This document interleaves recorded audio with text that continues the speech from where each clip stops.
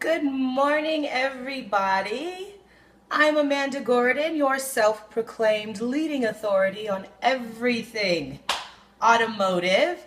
And on this lovely What Do You Know Wednesday, we are going to pay homage to some pioneers in the auto industry that are Hispanic in honor of Hispanic Heritage Month. Those are a lot of H's. So, first of all, not only should every culture be celebrated and respected, but it just so happens that my mother is Panamanian. For those that always wonder, what are you? What are you? I'm a human. But if you're asking me about my ethnicity, my mother's Panamanian, my father's African American. And we're talking about Panama and Central America, y'all, not the one in Florida. For those of us that don't know our biographies and topographies and whatnots, Panama City, Panama, home of the Panama Canal, aka uniting the Pacific and the Atlantic Oceans. That's a whole nother story. Anywho, I want to start with Daniel Alejandro Suarez Gasa, who at the tender age of 24 was the very first Hispanic to win a NASCAR race. Can you believe that? And this just happened this year, y'all. This happened in June. Yes. Again, that's Daniel, I just like to say his name, Daniel Alejandro Suarez Gasa. The very first Hispanic to win a NASCAR race. 24 years old. Can you imagine? What do they do? Champagne in the pit stop? All day. Congratulations, Daniel. You're a pioneer. Way to go. And he's actually from Mexico. How awesome is that?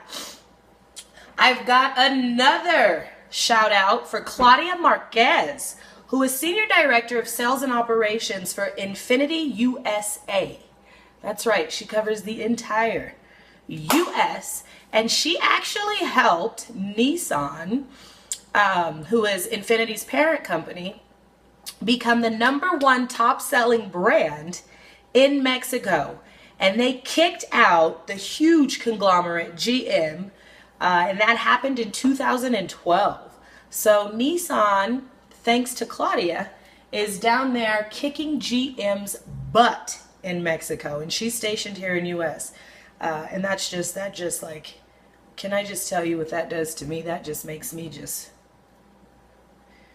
I wish I knew graphic design, because I would have like little butterflies and unicorns and rainbows coming out, because it makes me so warm and fuzzy and happy to see a woman just kicking butt like that in my industry. What? Go, Claudia. I hope you see this.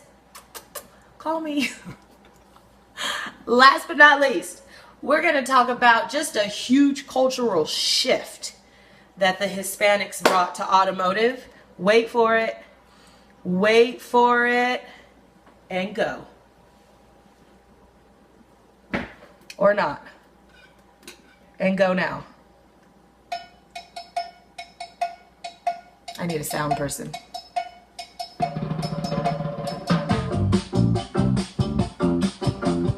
Doesn't it just feel good? All my friends, the low rider.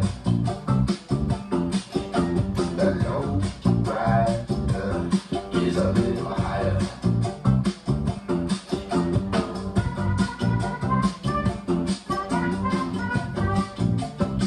One more time.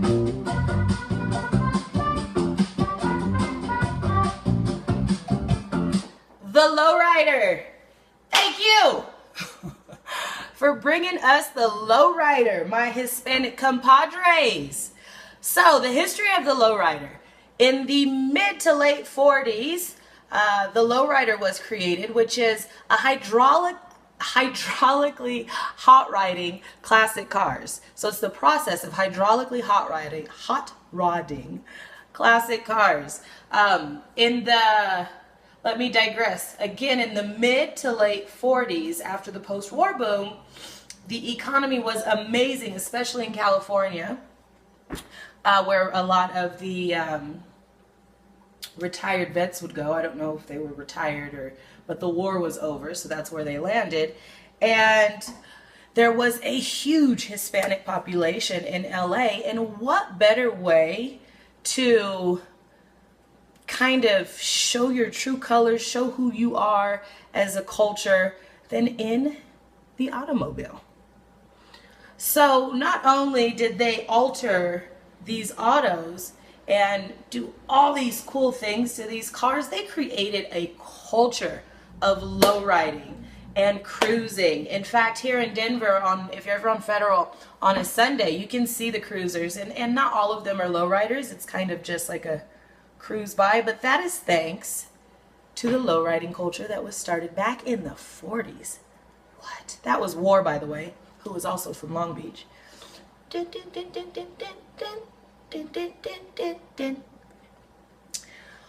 Well, shout out again. Let's do a wrap up. Daniel Alejandro Suarez Garza for winning the NASCAR race back in June. I think it was the Sprint Cup, if I'm not mistaken. That's huge. Freaking huge. At 24. Claudia Marquez, Senior Director of Sales Operations for Infinity USA, doing her thing down in Mexico. And then the lowrider. What else do we need? In honor of Hispanic Heritage Month, we thank you for everything that you've contributed to the U.S., all the style, all the music, all the pizzazz that you bring. Every culture should be celebrated. It's your month. Thank you.